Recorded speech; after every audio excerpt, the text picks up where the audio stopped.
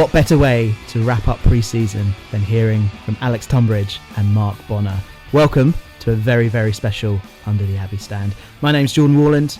Joining me back in my kitchen after a lovely morning in the boardroom at the Cladara Abbey Stadium is my good pal, Mr. Julian Roberts. I tell you what though, it's just as good a cup of tea as Mark Bonner made. I can tell you that. Mark Bonner made us hot drinks. That's my takeaway from today. Like not all the talk about recruitment and the stadium and all the good stuff, but it's the senior man making cups of tea for us. We've really made it in the world. And fair play to him. I mean, it was quite a quiet day down at the stadium, and he went out of his way to go and get us a tea and coffee. We actually started late as a result, so thank God we could keep going at the end. What's really disappointing is we thought we were going to do the interview at the training ground, and it got moved to the stadium, and we were speculating away as to why we couldn't be at the training ground. Some exciting news, an exciting signing. No, there's just too many people there. So yeah.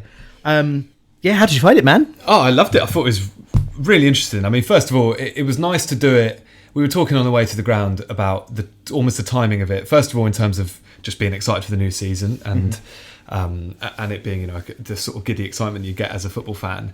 But in terms of the interview itself, doing it in July, like still a month of a transfer window left. Obviously, there's a lot of recruitment chat in this pod. It was an interesting time to do it, but in a really good way, because I think if we'd done it in October, it almost might have been a bit more cynical in terms of a player's not worked out or something like that. So it was nice to have it as a bit more general, like how have you found the role? That's with Bonner, and obviously with Tunbridge, it was just interesting to hear the kind of longer term plans. What was fun, you mentioned giddy, is just like the excitement in the small talk with Bonner before we started the record, just how excited and giddy he is for the season starting. The guy was buzzing, wasn't it? Feels like some good vibes coming out of the club. I mean, he met us at reception, and like from the off, it was it's just so excited to get going. You could tell. I think it's interesting. Do you remember when he was the manager?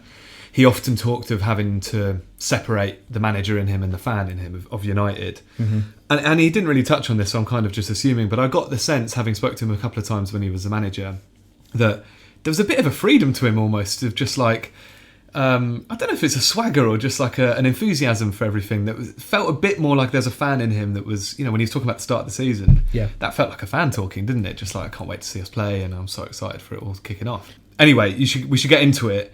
What we should say very quickly is, obviously, you're listening to the hour-long, slightly over an hour, free episode, which goes out to everyone. You're welcome. You're welcome. Yeah, enjoy. We covered, I think, every topic in this interview, but then we've also done a Q&A separate, extra content, which is exclusive for our new paid tier, the coconut tier for the nutters, as we're calling them. So obviously, thank you everyone who signed up for that coconut tier. That'll be out just following this, so you can head to our undertheabbeystand.com to sign up for that and get that extra content. Well, if you're intrigued by the coconut tier, where do you find out more? You find out undertheabbeystand.com, and there's a little thing there which just says subscribe, and then you can click that, paid tier, £5 a month, or £50 for the year. Or you can be an absolute legend and become a founding member. It doesn't get you anything else. It's literally just a donation, and you'll get a shout out on the pod if you're a founding member. If we get any founding members, we'll do something. We'll have to do something. We've had a few. Have we had it? Yeah, okay, yeah. right. We'll call. So we're behind. We're behind. Yeah. Thank you to those if they're listening. Of course. Anyway, enjoy the interview. Okay, Use fans, a very special pod for you today. I get to speak to people who have real football club knowledge. People with real insight to the goings-on at Cambridge United. No, that's not my co-host Julian Roberts. It's our CEO and our Director of Football. Good morning, gents. Morning, chaps. Morning. Nice to be here. Alex, first up, hello, and thanks for your time today. No, you're most welcome. Welcome to the Cladara Abbey Stadium. Just to pre-warn you, we're not going to be as gentle as the interviewer for your monthly update videos. So just to prepare yourself. What way to set the tone, I know, George? but we do love those videos, so thank you for doing those. Good. Next up, Gile Les. It's Mr. Mark Bonner. Mark, good to see you. Just got some breaking news on my iWatch. Oh, stop it. You're lying. You told us before there was no breaking news. Good to see you. Thanks for having me. And also, just to repeat what George said, if you get a call from an agent, take it. Just walk away and take it. No problem. Understood. Can I just check? Or a difficult question. Can I just check, how do we refer to you in the pod? Is it Mark? Is it Bonds? Is it Bonds Mr. Bonner? Bonds is fine, mate. Bonds is fine. Bonds is fine. There we go. Good stuff. Okay, well, how your summer's been? Yeah, good. Busy. Everyone thinks that we just pack up shop on whatever, 2nd, 3rd of May, jet off for 3 months and come back and everything's done. But summer is a tough time, isn't it, Bonds? Yeah, really busy. I think from both sides in different ways. There's always loads going on, and particularly this year because we've changed quite a bit. So it's been quite a busy period for us. But we're in that lovely period now where we're like so close to the start of a new season, and there's a nice buzz and a nice hum around the place and a good atmosphere. Looking forward to the start of it all again. I think it's a great time of year. I think any football club feels the same this week. And we were just saying, weren't we, before, how we love having a first game being at home, just because there's something about that. So Something about August in there. I know, despite the fact it's absolutely chucking it down right now. It's a good week to be in a club, and all the work we've been doing and continue to do is to get ready for the start. You're not worried about having Harrogate so early in the season? You're not still getting nightmares by that word, are you? You lot are scarred by that. I just think there's a very clear day in February that we are really worried by. It's part of the story, isn't it? It's part of the story. It's what made the end so good. At one point, we've got to sit down and do like an hour special on that evening. Okay, I'll charge for that one. Yeah, so it's probably worth mentioning, we could probably do hours with you about your story at the club, but this pod is specifically about your current role, so we'll keep it on topic. Yeah, and then we can do a special, obviously, when you're manager again. Alex, maybe let's start with you then, because obviously, I mean, your roles are very different, and I'm sure there's going to be some crossover, but it's worth just sort of getting to know you, because you haven't been on the pod before. Like, do you want to maybe start with just your story? Like, what's your journey been? And my journey's probably a little bit different to most CEOs. So I went to uni, had a great time, didn't do much in my first or second year, got my head down my third year, and then went, I probably need to get a job. So I wrote to all the Football League clubs at the time, I'm not that old, but probably pre-email. Got two replies. One said, thank you, but no thank you. Another one was from Bournemouth. And they said, look, we've got this role, do you want to come and apply for it? So put my application in, went, got it, delighted. It was like a role, half coaching, half fan engagement. And literally the day I started, they went into administration, which was a bit wild. I remember like administrators coming into the building and taking things. Yeah. So I was there for a season. I thought, do you know what? I need to probably think about moving on. So I ended up going to Stevenage.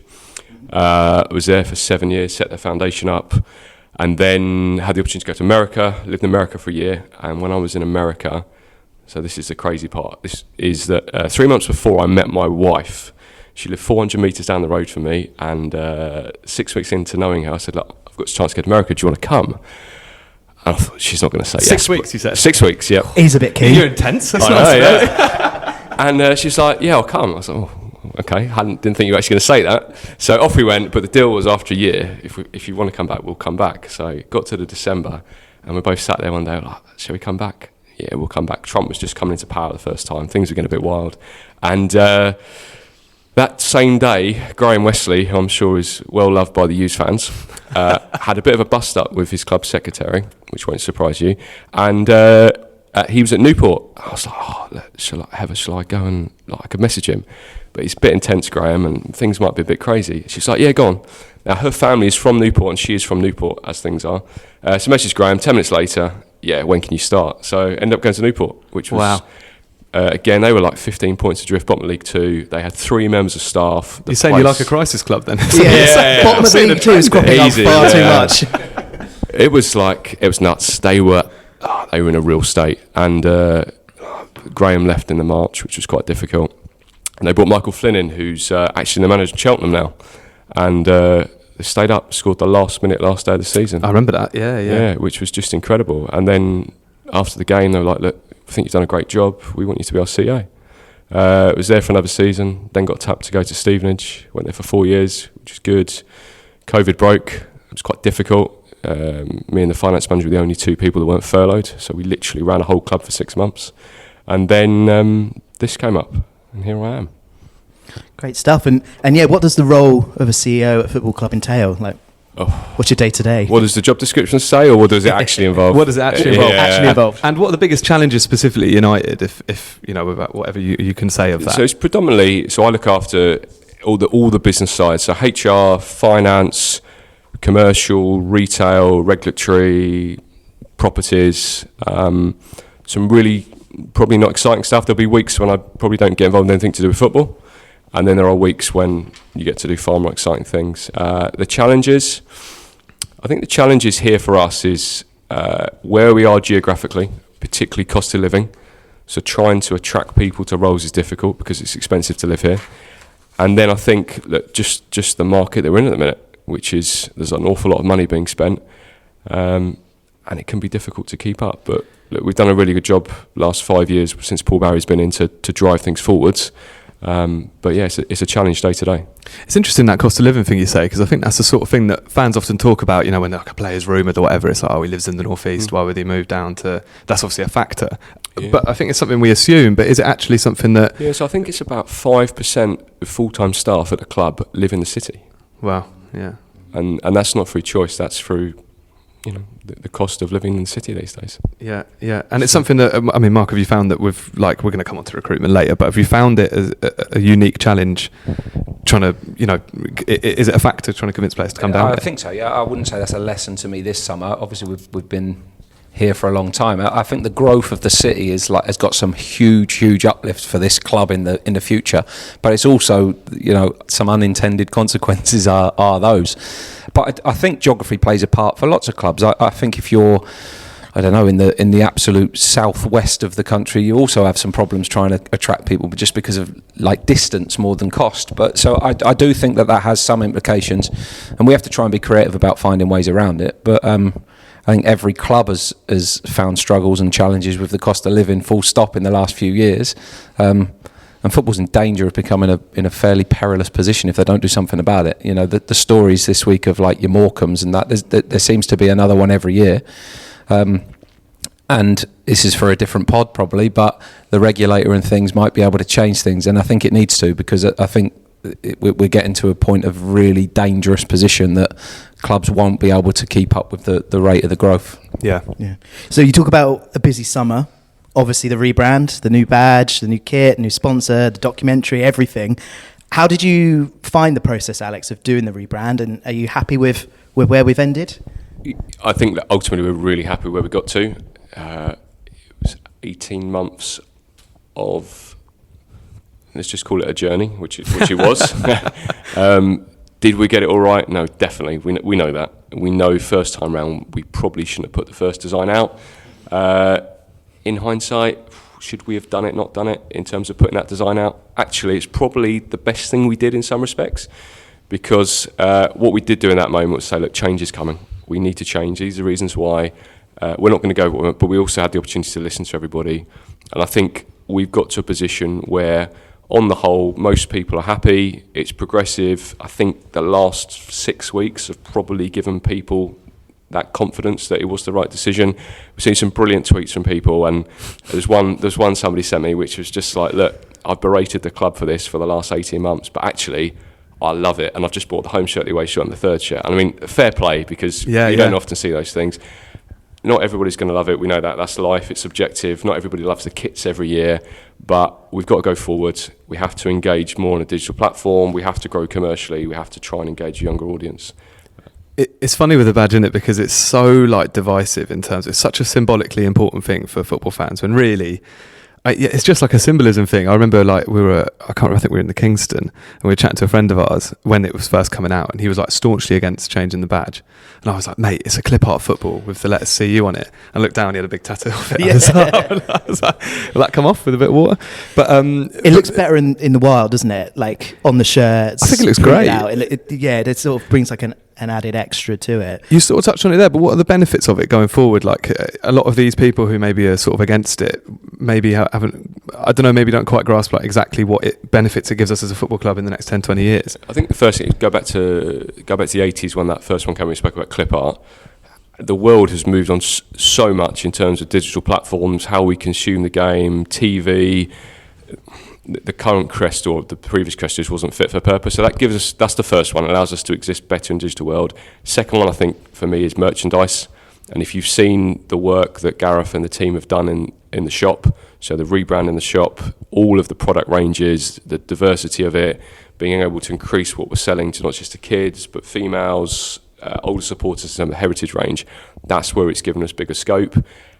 And over time, it will help us commercially. It's not going to happen just overnight, we know that. But over time, we're hoping to create a brand in which we can engage with local, national, and even international companies as well. What about anyone listening to this that's still unhappy with the badge? What would your message for them be? Get over it. That's Julian's words, not Alex's. To clarify. Yeah, that's not the official line from the club. No, I think that's fine. Like, it's part of life, and ultimately, we want to see retro shirts. We want to see previous shirts. Part of the club's history and heritage. Nobody here at the club is here to just suddenly delete the history of the past 100+ years. It's all part of it. It's part of the future. We know if we stand still, we're going to go backward as a club, and bonds will come to this minute. The rate that the game is moving on and off the pitch is frightening, really. Speaking of, I think something that is a sort of new step for the club. Well, two things. The first thing that we had a few questions on was a documentary, which obviously you asked us very kindly to be in, which I haven't had a chance to watch yet. But I was wondering, what's the play with the documentary? Is it again like trying to reach new audiences? Is it as simple as that? And was it something that is it something that's like a means to attract investment from sort of globally? Yeah, so I think we sort of said from the outlet, we're not trying to be Wrexham. That's not what this project's about. So we'd had lots of interest from opportunities like this over the last couple of years, and we felt like there was probably something there. Cambridge, world-renowned city, particularly for an American audience. We're halfway there, really, in terms of like the brand of the club.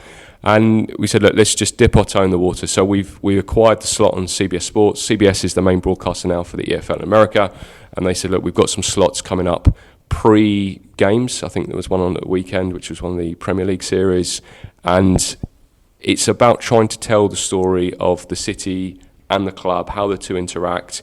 The first 3 episodes are a pilot, so it could go further. If it goes further, it will go much bigger in terms of production. At the minute, we've done most of it in-house, which is great credit to those here that have been working on it. Look, could end up with a 12th season next year, who knows? It's probably helped us get Brooks in the short term, so it's already paid off from that perspective. And also, we just don't know who's going to pick up the phone to us. Yeah. So let's wait and see.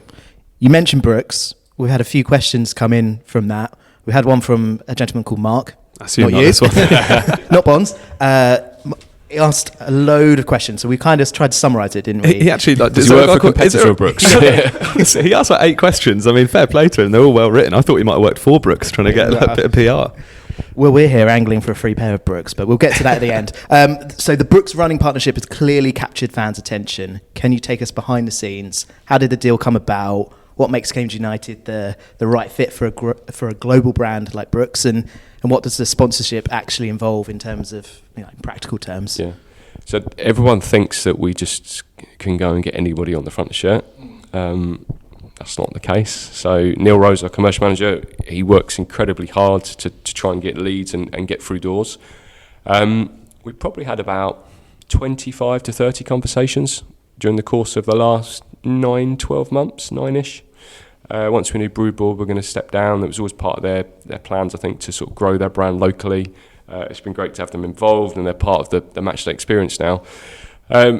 Those brands vary from local, quite big local companies, national, international.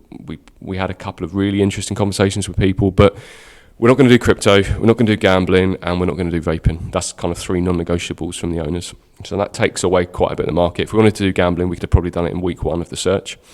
Then we're looking for a brand which we can activate well. So in the case of Brooks, we've got some really cool stuff coming up. So for example, this weekend, if you run a park run in August, anywhere in Cambridge with the 4 park runs, you can get free ticket to a game. So encouraging people to get active. They are Julian with your no season ticket. Don't out me like that. We're looking to do things like run clubs with the foundation, get people active. We've done some really interesting content in the last week with the first team, where we've had journalists come and do pre-season.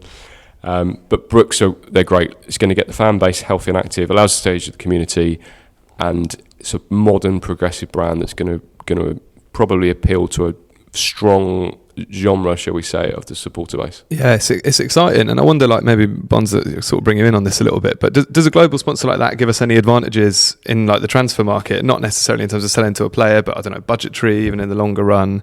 Maybe that's a hard question to answer, but I don't think there is any direct benefit to how you recruit. Obviously, the bigger the brand or the bigger the deal, the better the chances of having a budget that allows you to compete. I think it's all just part of the big picture, really.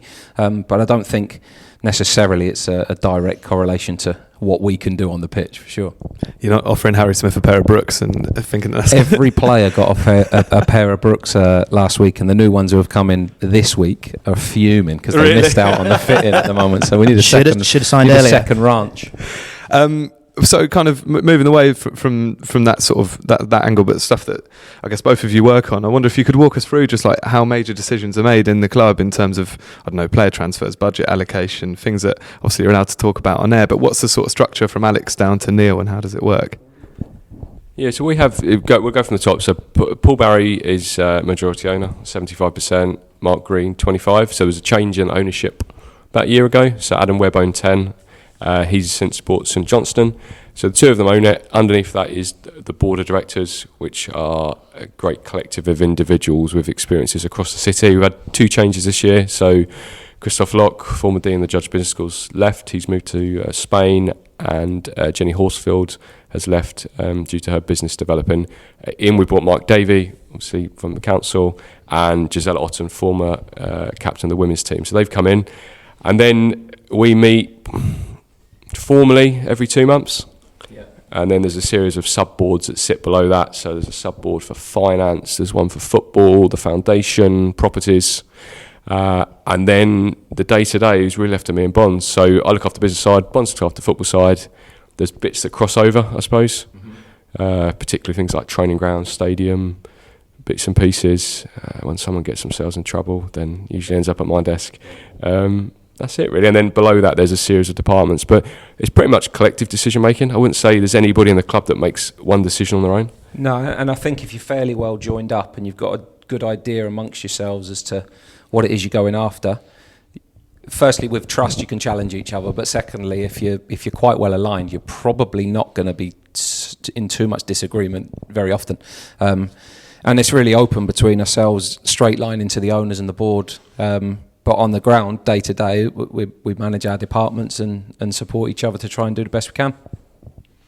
Another question that we had come in for you, Mark. I think you've mentioned in the past that you've done a course, possibly a master's on building culture within sporting context. I've done a lot of courses. Yeah. I love a course. That CV. I guess, yeah, the main question is like, what are the takeaways from that, and how are both of you working together to create a culture at Cambridge United, and how can that culture reflect itself on the pitch in front of fans? Yeah, I love courses, and I'll never stop going on them, because I just think you never stop learning and challenging your thinking. And the best thing about any course you do, formal or informal, is you get to learn off the expertise and experience in the room, which is usually lots of candidates in similar positions. So I'll forever be at St George's Park finding a way of doing something.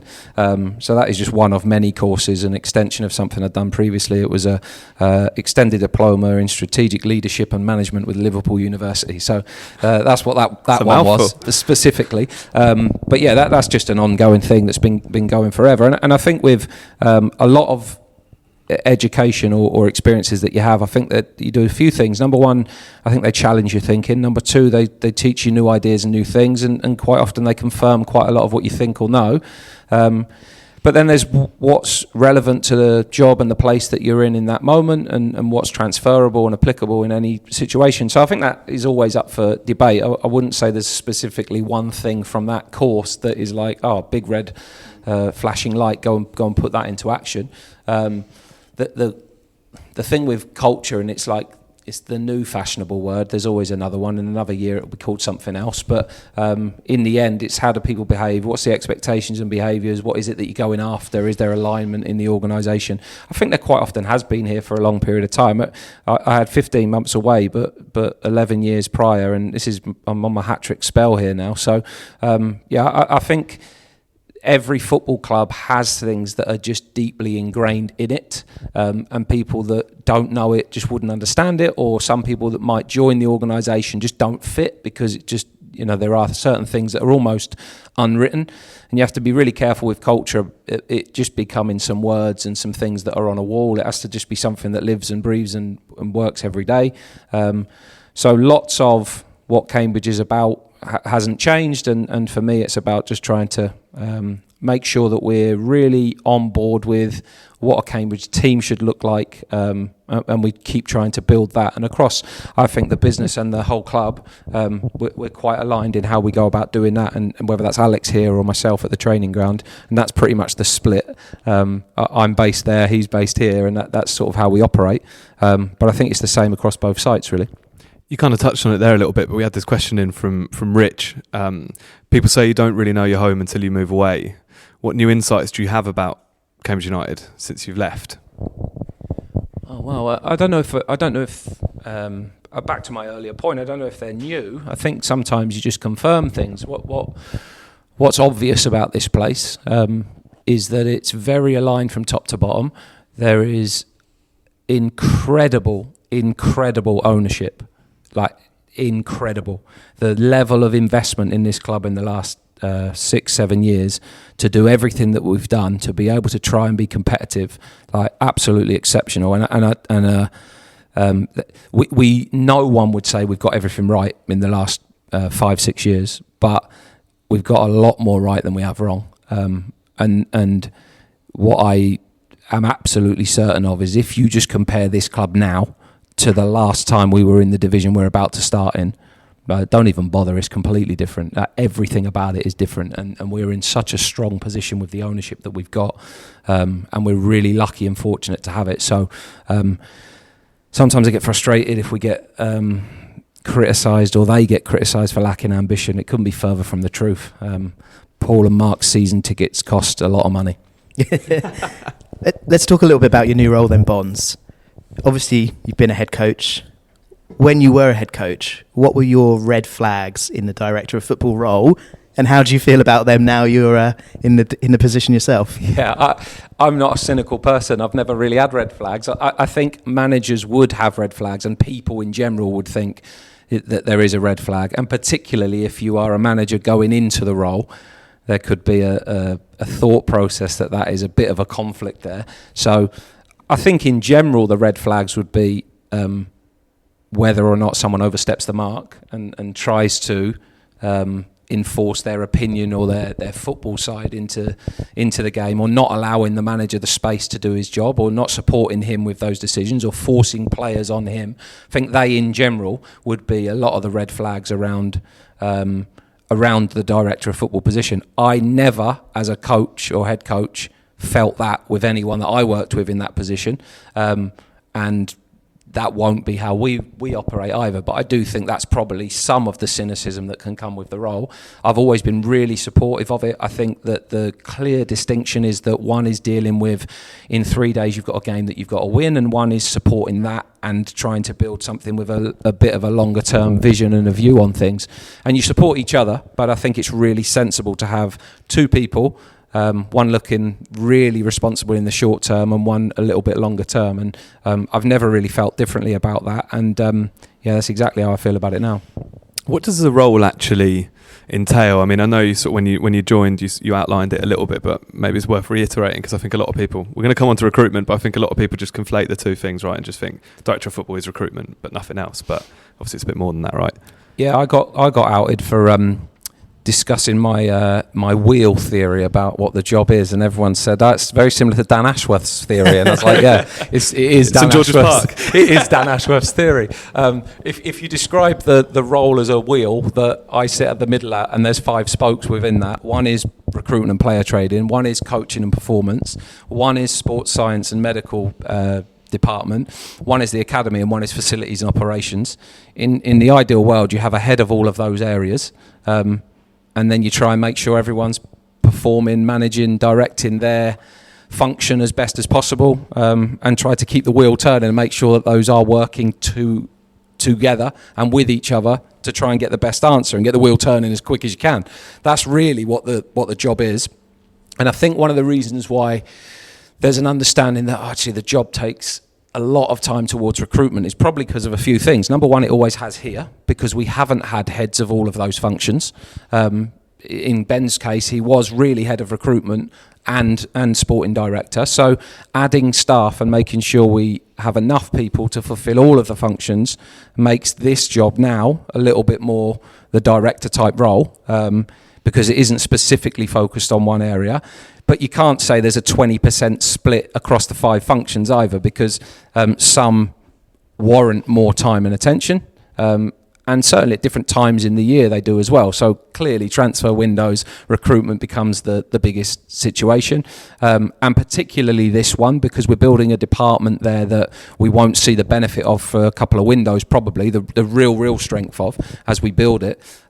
So I've been heavily involved, almost head of recruitment alongside Nick in this period, to try to have the best window we can. And I think that will evolve as we go. But if we get this set up how we need to and how we want to, we've got really good people now at the heads of each department. And my job's to try and make sure that we're working well day to day to help the team win now, but thinking further ahead that the club we want to be, number one, knowing what that is, and number two, making sure we're working towards it. Yeah. So obviously one of the biggest parts of your role is the relationship with the head coach. So let's touch on that. Can you take us behind the scenes about that first phone call to Neil to talk to him about coming back? How was that? Alex got a big smile on his face. Yeah, good. It was just a crazy couple of weeks. Yeah, it was a crazy. Me and Bonds just kept travelling around Cambridgeshire, North Hertfordshire, trying not to be seen by anybody. Yeah. I think before we both got announced, we knew we were playing Crawley in the second game that we'd be back, because we were Stockport home, Crawley away, weren't we? Mm-hmm. And the day before the announcement, myself and Neil went to Crawley. And someone spotted you there, didn't they? Straight away, like instantly. I mean, Neil Harris is known by everyone, by the way. So we get to Crawley, and I'm like, right, we just got to keep our heads down. I know we'll be in the director's bit, but hopefully no one sees us, because like we want to keep this on the quiet. You just pick the smallest ground in the division. we walk in. Everyone's talking to Neil. People are chatting to him outside. No one knows who I am. It's easy. But we walk up to get to the boardroom. You have to go through the hospitality lounge. There's 200 people in there. And everyone's, oh, what are you two doing here together? Oh, the rumours are true and all this. And someone that we know texts Neil and me at the same time going, interesting, you two are here. So you think, oh, we've not done very well keeping that one under wraps. But yeah, I think probably the week before that, or a couple of weeks before that, we'd spent a lot of time together and known that I was going to be coming back in the role, and that was sort of quite quiet in that period. I was working with Alex, working with Ben on that handover.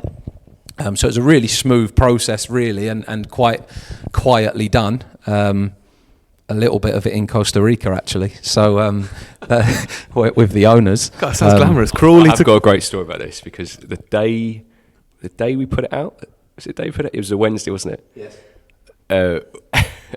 I said to Bond, we still had some stuff. You still had to sign your contract. Yeah. Do you remember?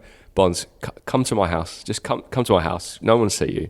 I was having some work done at my house. I got in, and I went out the back to have a look at it, and there's a guy there, and he's like, giving me this really funny look. He's like, you're United, aren't you? And there's a Cambridge United fan in my garden working on the house. Bonds, we're going to have to abort this. We ended up going to the local pub in a side room and doing it all, but it was just ridiculous. Amazing. Yeah, but the specifically with Neil, we'd all discussed, owners, myself, Alex, everyone, that Neil was who we were going to try and get back to the club, and we knew at the time that would cause a little bit of noise, but we thought it was the right thing then and the right thing for the next period of what we're trying to do. So I spoke to him a couple of times and tried to arrange to meet him. We actually met in a cafe in St Albans on a Sunday, the Sunday before, because his daughter was playing a game over there. So I met him there. We went to a cafe, had 4 cappuccinos, put the world to rights. I love all these undercover meetings. It's like sort of slow horses, some sort of like MI5. Yeah, and we should have started the docu-series then. That would have been good. That was it. What's the football? I mean, we're sort of talking about the structure now, but your relationship with Neil, obviously, what's the dynamic like there? I mean, it sounds interesting in terms of you being a coach before. Your careers have got an interest in sort of him being at Gillingham and then coming here and then you going to Gillingham. And I'm not sure about like I was a coach before. I'm not sure I'm willing to talk past tense about a coach. I'm not one currently, but I still think I can do it. The badges are still relevant. Not expired. How do we get on? I mean, it'd be interesting if you asked him and you got a similar answer. I don't know, but we've known each other quite a long time. Obviously, there's the randomness of the situation that we both been here previously, that he replaced me in the role, that we in the interim had both been at Gillingham it's all a bit random. Obviously it just adds to the randomness of the whole situation, but we get on great, and I think we have a lot of similarities, a lot of things we believe in and both have similarities in, and some of our values and some of our beliefs are almost identical, but with different personalities as well, and I think that's a good thing. I think we're both quite willing and able to challenge each other and debate for the best answer, but we're not too far apart to start with, and that's a massively, like, if you talk about alignment, if you haven't got that at the start and you don't know what you're trying to do, then it becomes really difficult to work together. So we've really enjoyed it so far. I think at the back end of last season, we knew the job was really difficult and was a little bit like, do our best now, but I was not so much involved in the day-to-day then. I was more trying to get things in place ready for now. And now, obviously, we go into the tough bit, and we start again, and we start the new season really optimistic. But we know our challenges are ahead of us, and I'm looking forward to going through those with him. Does he call you boss? He definitely doesn't call me boss. No one's ever called me boss, and I wouldn't welcome it either. But another thing that maybe like you take us behind the scenes in terms of how does a director of football and a head coach work together when it comes to recruitment? Because obviously we've had a lot of questions on recruitment, which won't surprise you.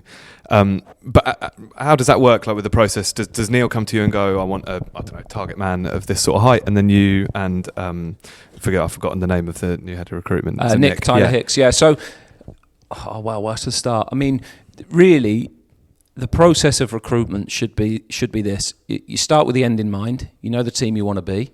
Then you know the type of players it takes to be that team. You have to be fairly flexible, because overall, if you think about your squad composition, you need to make sure your team is big enough, experienced enough, athletic enough, and so on. So every time you sign a player, it may slightly shift what you need in the next signing. Rubbish example, if you sign someone who's 5 foot, the next one might need to be 6 foot to make sure your overall balance isn't that you're a team of midgets. Do you know what I mean? That's a bad example, but it's the theory behind it. So that's the first starting point. Then you need to know what you've got available to spend in order to filter the players that may or may not be available, and then you need to agree on a list of those targets. And between myself, Nick, the other guys in the recruitment department, like I obviously probably, I would say I've got the most current knowledge of League Two, having managed in it last season, and watched it for 6 months pretty much when I was back here. I didn't watch loads of our games last season. I was out watching a lot of League Two games, really, from a player point of view. So between us all, I think we agree on those targets and who we're going to go after. And it is a bit of a collaboration between us as to how we build the squad, but that isn't driven by the manager, but it also isn't dictated by us either and giving the manager players he doesn't want, because neither of those two things would work, I don't think.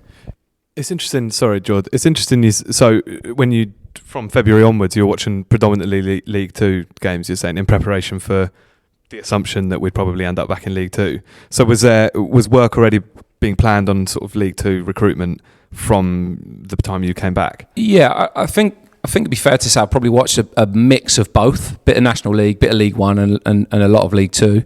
And the pool of players that we would be signing from most likely is that sort of market anyway. So even in the situation that we stay up, we know very, very well the League One league, having been in it for a few years. So it was almost about like let's see what there is in League Two, because had we stayed up or been in the position we are, we're probably in a similar pool for players that we're going to try and sign anyway. So yeah, we're firmly in the recruitment chat now, so I hope you're all warmed up and ready for this. So I guess the main question is, are you happy with where the squad is going into the first game on Saturday? Oh yeah, we are really happy. I think a few things. I think we had, you can fact check it, it's probably not quite right, 17 players maybe that left the club at the end of the season. Short term, longer term ones, 7 loans I believe. So the turnover's massive. We've renewed 3. We've signed 9. That is an incredible turnaround, and it's only the 31st of July.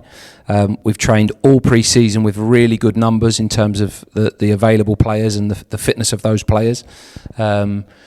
we'd said at the end of last season, if we could get halfway towards what we needed to recruit by the start of pre-season, we'd be happy. We were maybe one short of that. Depends if you count the renewals or not, but we were very unsure whether SK and Liam Bennett would definitely stay. So in some respects, they felt like new signings. And then we've obviously kicked off. We'll kick off Saturday, and we've still got a little bit more to do. The madness, I think, is August has got 6 league games, 1 Carabao Cup, potentially 2. So 7 or 8 games in August before the transfer window shuts. And I also think that the staggered start to this season, us first, Championship next week, Premier League the week after, we're still looking at Premier League clubs abroad now. And so there's been very little loan movement from the Premier League to the Championship, and that has slowed the market massively, the staggered start to the season, as has the inflation in player and agent fees, which has slowed things down massively as well. So to have done the business we've done so far, excellent. We've got a few more to do yet, but we're pleased with the shape of the squad and the business that we've done so far. Let's talk strikers. Lots of questions about this. A lot of fans have felt frustrated that it's taken so long to sign a striker. Maybe you can touch on this because you were talking about the market stagnating and so forth, but it's felt like it's a role that's been needed for a long time. Can you give us any insights into the story of signing strikers this summer? Yeah, definitely. Just wanting to do something doesn't mean it's possible. So, like, we've pretty much been sat there at the same point, thinking and knowing that we're going to add to the front line of the team, and we've still got some business to do there. So that's the first thing. But everybody wishes you could do it all straight away. Everybody wishes you can sign proven goal scorers straight away. The reality is the vast majority of strikers are unaffordable, unavailable, or high risk. So that's just the truth. Everybody is looking for number 9s. Every single club is looking for, we need the 20 goals a season goal scorer. I think there was 2 last year. So neither club got promoted. There's not many that actually do it anyway. You have found Paul Mullin before, though. So yeah. Did you text Paul Mullin and Joe Ironside? I've spoken to nearly every player I've ever worked with, I think, over the last 6 months. Wes? Yeah, still a chance. Still a chance. I've heard he's a postie nowadays. No, he could probably still do it, you know. Yeah, so I think, like, just because you want to do something doesn't mean like you can't do it. It's obvious, isn't it? Everyone wants to improve the attacking output of the team. We want to add to the attacking end of the pitch. We still do, and we still will. But we're really pleased with what we've done so far. Sometimes players that you inquire about aren't available, or aren't interested, or get better offers elsewhere. And sometimes in the case like Louis Perret, we talked about him probably since March, and then in the summer, but actually getting players from within clubs is very difficult, and we haven't felt like the free agent market in the top end of the pitch has been one that there's been loads of options for us, really, that really drew our attention, and therefore a lot of the players that we are or have been after are contracted at clubs, and usually the club that they're at either don't want to lose that player or need to do some business before they're willing to lose the player. So that's probably the case with Louis and others as well. So we'll see how we go. We're really pleased with where we are. We've signed a couple of players fairly late in the window, in Pelly and Shane and Louis as well, but they've really given some good shape to the squad. And let's talk about the midfield unit of the team. Corey Smith, Don Ball, Shane McLaughlin, Pelly Radakapanzu, and then some youngsters, Glenn McConnell and George Hoddle on top of that. It's pretty strong. That ain't bad. Yeah. It's not bad. You would have loved that in League One, wouldn't you? Yeah, I think it's you specifically. Yeah, as no, a I coach, think so. I think it's really, really strong. And we've made a lot of additions. Obviously, we've made some additions at the back end of the pitch, so we're really well equipped in those areas. We know we want to add some more attacking players in the squad, and we will do, but we've also got a month to do it, and we need to get good value, and we need to see what else becomes available and hold our nerve a little bit. And we also need to be comfortable with the fact that some of our best signings in the last decade are the ones that everyone says won't do anything. And that's the art of scouting, isn't it? You won't get all of those right, but anyone can pick a good player, and it's actually easy to sign players, but it's not easy to sign the ones that you want and the best ones. Yeah. Are you finding that despite 4 years in League One, I think last year it was on record that the budget went up quite significantly, the playing budget, and now getting relegated, maybe there was a bit of an expectation that we might be a bit of a bigger fish coming back into this pond? Are you finding that actually fundamentally we're still sort of we don't have the same pulling power that maybe some fans hoped that we would coming down a level, if you see what I mean. Well, I disagree with it, to be honest. I think we are a really attractive club with loads going for it and very, very competitive in terms of budget. We can't sign the players MK Dons can sign, but like the game is in danger of breaking massively, and we have to be very, very careful. We have to be so careful as a game in general, if we're all like stewards of the game, to make sure clubs last in their communities. Everybody wants ambition and wants to be good and everything else, but like the two things do not line up. Clubs cannot be sustainable with the rate at which things are going up at the moment. Unless it gets controlled, the game's in a bit of trouble. Alex could probably speak into budgets a little bit more and that sustainability point a little bit more. But I think we're a very attractive club. I think we've got lots going for us. But we're not going to be paying some of the fees and some of the wages that are out there because firstly, it's not good value. Secondly, it's ridiculous. And thirdly, we want this club to continue building and continue on the trajectory that it has. And yeah, we had a disappointing season last year, maybe the year before, and we got relegated. But Cambridge United will probably bounce around League 1 and 2 because that's our natural level, and we're trying to increase and improve everything as we go. And we're in a brilliant position, and the growth ahead of us is really exciting. Yeah, Alex, how would you say you're balancing that financial sustainability with the ambition to progress? I think the problem is at the minute. So if we looked at us as a club, our revenue's gone up last few years. Our commercial revenue has gone up significantly. Our ticketing, our retail, all of those are going up, but equally our costs are going up, and our costs are being driven predominantly by cost of living, inflation, food, minimum wage, and as is every other business. But player wages, and to a certain extent agent fees as a result of that. But I think the problem is, so last year was the first year of the new Sky TV deal. Brilliant deal, record-breaking money, and every club got more money as a result of that. But what the EFL didn't do is say, here's some extra money, go and use it to improve your pitches, go and use it to improve your media facilities, your fan facilities, go and engage with the community. They didn't ring-fence it, so all that happened is that everything just got inflated in the market by that amount of money. This year we've probably had a little bit more money maybe collectively as clubs. Guess what? Same thing's happened. So until there is a restriction of funds in the game, it's just going to keep going and going and going. And that's a little bit of a longer term whinge and moan about the industry and being like almost flagging to people like everyone in every area of life, we just want more all the time.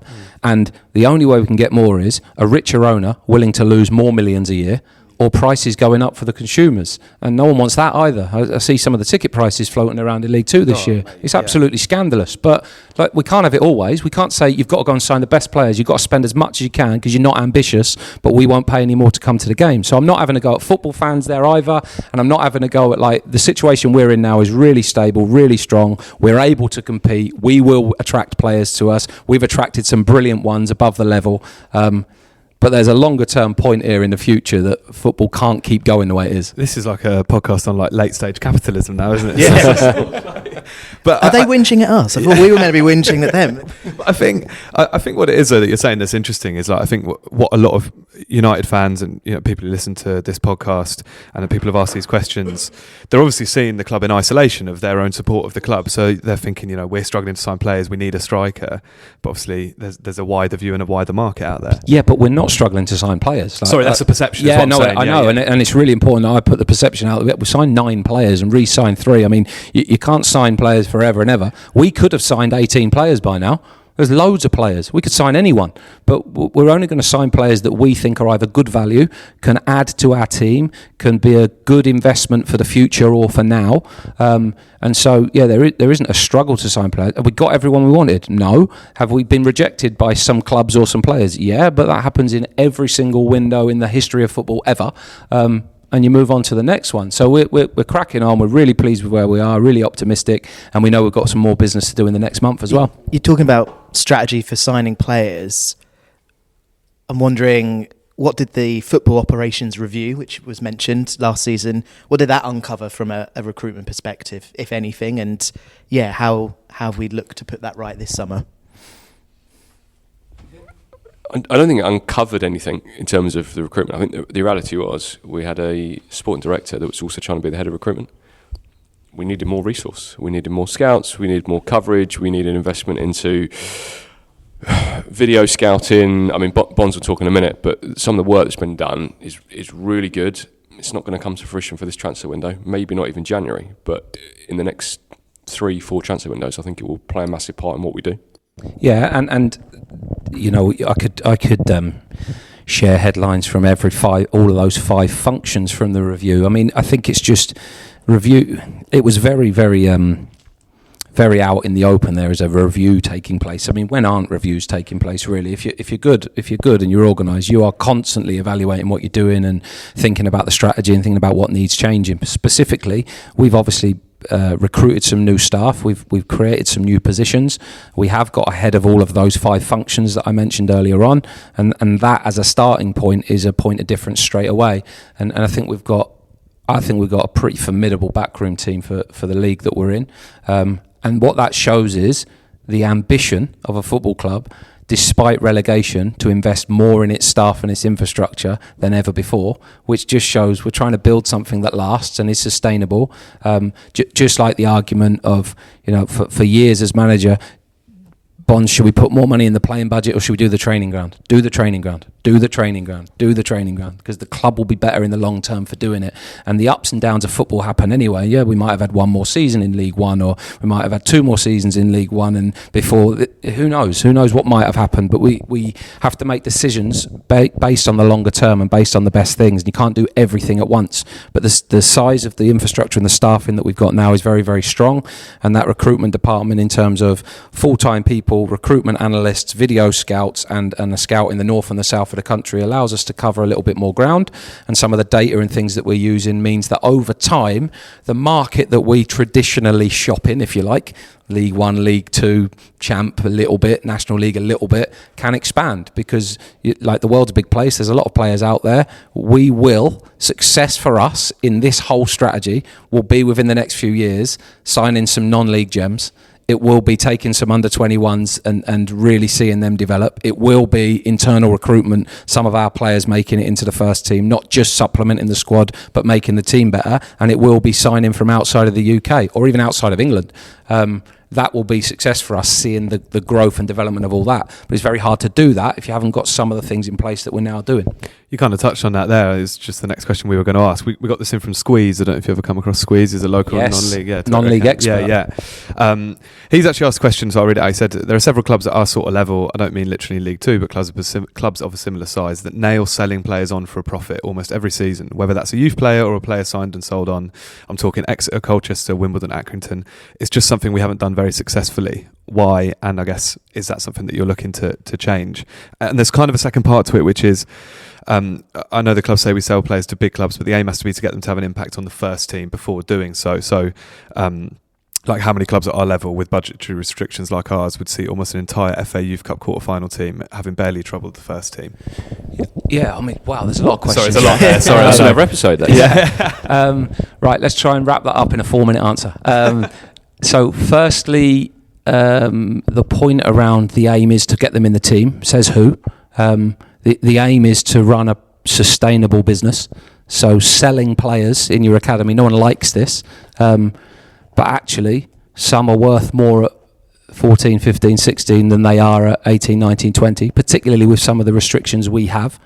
So that would be one point, and we have recently traded a couple of younger players to Premier League clubs, one for a record fee for us, and in the last 10 years of the academy have brought in huge sums of money for players that no one knows about. Number one, you may never hear about them, and that might be the last income we have from them. Number two, they may develop into teams, first teams, and then the triggers and contingencies that we have in those deals means there could be big money down the line if those boys have successful careers. So that's firstly, I think, in the overall academy vision, there's 2 parts really. There's a bit of a business beneath the youth team, and then there's a bridge from the youth team to the first team, and we need to build a bit of bridge and get to those points. The clubs that have had probably the best player sales records, them down the road, Exeter, and Colchester, all Category 2 academies with under 21s teams. So that gives them an advantage straight away.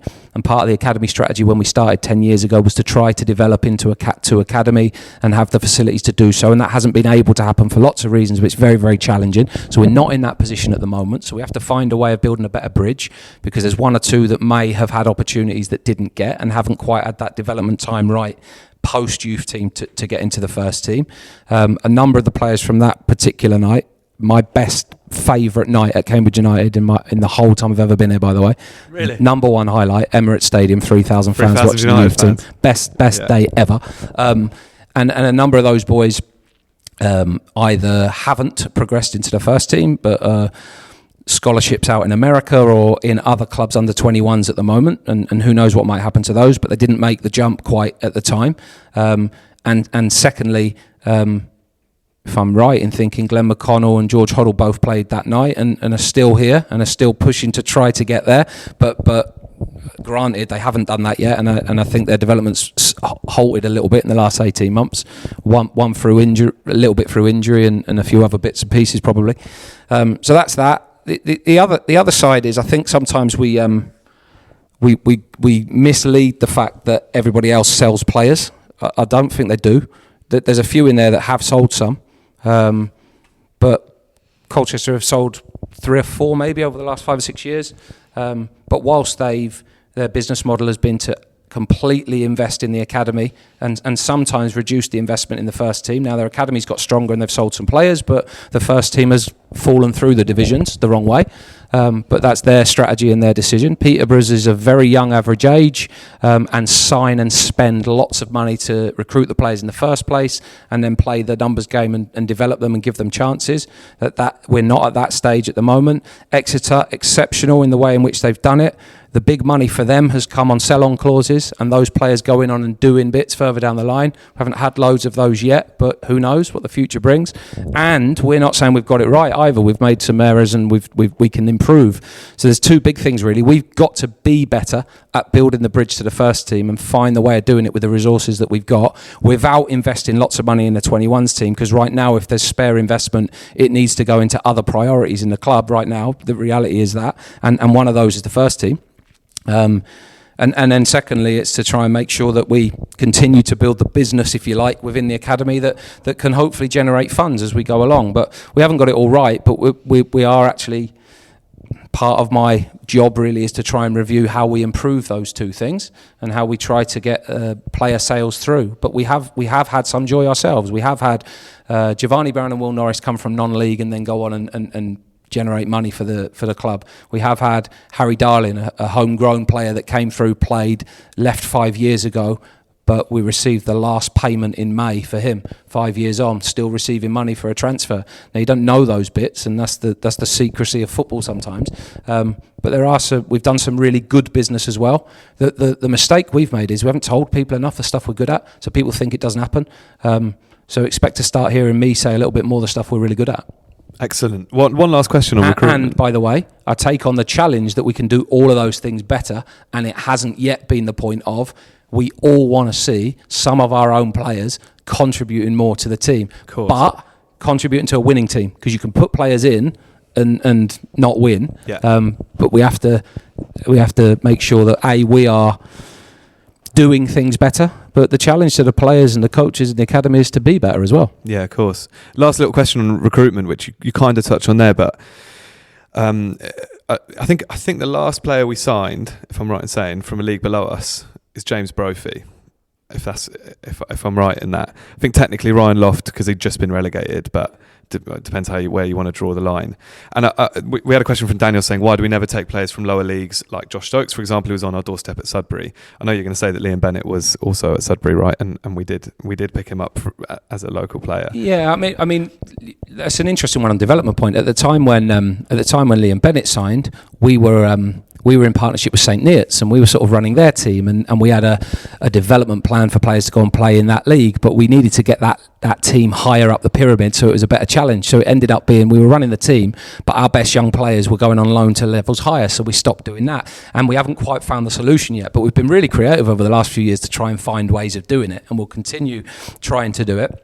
I think one of the markets that we can definitely benefit from in time is the non-league, but we also have to make sure, we have to understand that the vast majority of those players require transfer fees, and some play in clubs that pay really good money as well. So we have to get the balance right, that if we're going to pay transfer fees, we're really sure on them. And if we haven't got the knowledge and the data and the understanding that these players can do it, then we shouldn't do it. And we should make sure we've got that first. Hence why we're making the changes we are, to make that a market we might get more success out of in the future. And the second side of the story is Josh Stokes was brilliant for us. And everyone says, we should have signed him 4 years ago when he was at Sudbury. But to my earlier point, he'd have been a young kid that might not have had the same exposure he went on to have, where he went and played in the National League for a couple of years and had the development time that he needed to improve and to do it. There's so many stories out there of players that need that, and we can't give them the direct games programme in terms of a 21s, but we can develop that and see if there is a route towards it. But Josh Stokes, had he signed here at 19, might not have ended, or 18, might not have ended up being the player he was last season. We don't know, so it's not quite as simple as that. But the desire to try and find local talent on our doorstep, definitely we can do it more and we can do it better. And one of the things we should be judged on in the future is if we have or not. Alex, we can't let the pod go by without asking about the stadium. Break from recruitment talk now. Told you there'd be long answers. Loved it. Look, obviously, we had loads of questions come in about it because it's such an important topic to the fans. Obviously, we're really happy to be staying at the Abbey and not moving off to another site. But what's the current status with the redevelopment? Because a lot of fans are asking why it's taking so long. You know, I think you've said a couple of times about images coming out. Those dates have knocked on. I think there was a date in the summer that you said we were going to see something and we haven't. We were quite keen to get some stuff out before the start of the season. Bonds keep signing players, so we don't get a chance to put anything out. This is a big project. This isn't just knocking down one stand, rebuilding it. We've got a lot of work to do. We're going to be bringing down 2 stands. We're going to be taking out some of the frontage. There's a lot of utilities and everything that sits within the frontage coming off of that road. GCP are looking at putting a floating bus stop right where we want to put the new road into the stadium. So we are working hard in the background to pull all those plans together. Not our concern, but what we don't want to do is put plans out there and then have to significantly change them due to something to do with utilities or roadways, all of these things. And then everybody say, well, hang on a minute, you told us you can build this and you build something completely different. So I think we're just making sure when we do get them out, they are what we're going to build and actually not something that's, probably way down the line and going to look nothing like we're going to build at all. Would you say the project is delayed or running behind schedule, or are you happy with the timeline it's going to? It's a building project, so it's definitely delayed and running behind schedule. We're starting already. Day one, it's delayed, so we'll just put that out there. Look, If you look at last season consumed a lot of energy and time, and in any business you've got a plan, you know what you're going to do, and then something changes. So if we go back to Christmas time, January, February, March, Paul, naturally, myself, the board, we had to focus on the football, and the reason we had to do that is because we didn't want to do what Carlisle did. We didn't want to drop again. That was our number one priority in the whole football club. Do not drop twice. So we've had to do that, had to put time, energy, effort and resource into it. That puts behind a little bit, and then we're getting on with it in the background. As soon as we can do, we'll update everybody. But just because we've been relegated doesn't mean we're not going to do it. Well, that was the question, like around funding. Like, is it dependent on going back up? Is the relegation a factor in financing it? It sounds like it's not. I don't think that affects things. If you look at the city is on this brilliant trajectory. We held a big event at King's College a couple of weeks ago where we invited 300 people, civic business leaders. Part of that was to do with the stadium. We need to bring people on side. We need to win hearts and minds. And I think there's a journey to take. But yes, funding, we need to sort that piece out. We're doing that in the background. Is everything going to cost more than we think it is? Definitely. We're already finding that out.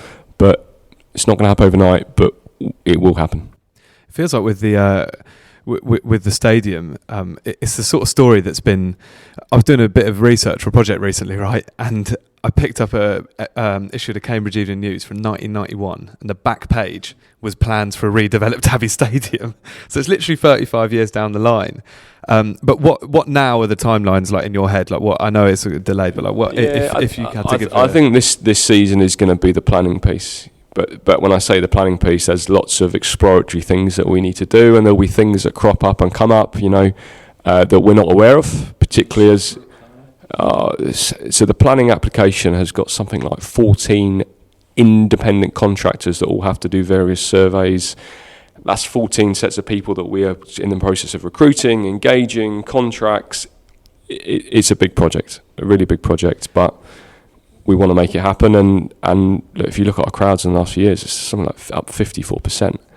Yeah. So we need a bigger stadium, we need better facilities. So and it feels like for once maybe there's a bit of a bit of cooperation between the club and the city in a way that I think at least growing up it always felt like you've got to take the university, which is the biggest thing this city's got, right, in terms of employment. And yeah, there's definitely a lot more love and support for the club, there's no doubt about that. I think that's credit to Paul and everything that's happened over the last 5 years, but we have to make the best decision for the football club, and what we think is the right decision for the football club today might not be the same. We're going to put planning application because of everything that's going on in the city. We might need to look at changing things, roadways, GCP. There is so much to this. It's probably not a simple answer. So, yeah, there's going to be no shiny new designs coming out, dropping the day before the season starts. But once we finish recording, you're going to show Julian and I on the sly, right? Just yeah.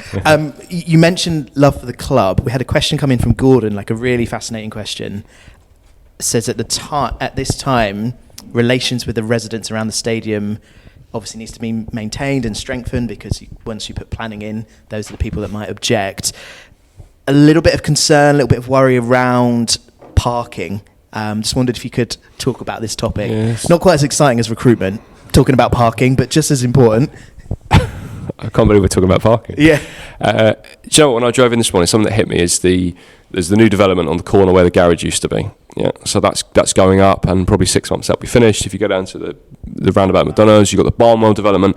Newmarket Road is changing, definitely. You're seeing that in terms of house pricing. The Abbey Ward has still got lots of social challenges, but it's on a trajectory to improve, and the foundation are doing a great job in helping that. So this whole area is changing.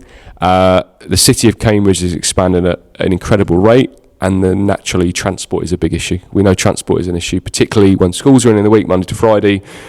So on a Saturday, what's happened in the last few years is our crowds have increased significantly. We know that 70% of our fans are travelling by car, and we know that 50% of fans are travelling more than 20-mile round trip. So we need to address that. We've brought the Voy racks in. We're trying to encourage people to walk. We want people to come here early. Naturally, when we do the stadium works, we will try and bring forward the opening time of the stadium so people can come in, better facilities, live entertainment, food, drink, etc. So that will help. Where we are right now is really clear. It's just to everyone who's coming to games, please respect the local residents. Please don't block drives, not only for their benefit, but also emergency services. Please really think about where you're parking. The park and ride's in place. A lot of people park and walk. We're trying to engage better with Stagecoach. That's been a challenge. If we can offer incentives for people to travel on Stagecoach and get free travel, that's something we're keen to try and do. So if they do tune into your pod, have been trying to engage you for quite a while. Please pick up the phone and speak to us. I think that's. I think we should just end with parking. Parking. You can't. Perfect. No. Yeah. No. We should pick up with some fun predictions. Yeah. Well, we've had this question from Ryan, which I think is interesting for both of you. I think you might have a different type of answer, but he asked, "What would you consider success this season?" And I guess you can take that how you want. I'll take it as I always do. 0 predictions in terms of league positions. Oh, that's the next. That's the next question, Mark. There you go. You won't get that either. Success for me is winning football matches, number one, and giving those that travel the length of the country when they go away, but particularly people here, when we get good numbers, to maintain good crowds, to continue the club on its upward trajectory. And I remember however many years ago when I first took the head coach's job, talking about, and I'm in the same position now, I want supporters to be proud of their team and to enjoy watching them. and I want the players to love being part of the team and to feel like we can beat anyone. I think that's us at our best, and us as a club at our best, and that would probably, if all of those things are happening, we're probably doing all right. Alex? Yeah, it's similar. I think on field, looking up. So we have to change this culture. We have to change this thing. So we have to win football games. That has to change. I think off the field, everything will follow. We've worked really hard. There's lots of great things in place. If we can win football games, and I think there's a great formula here. So I've predicted 11th this season, Mark. Go on, higher or lower? You don't have to give a number. Good game. Yeah.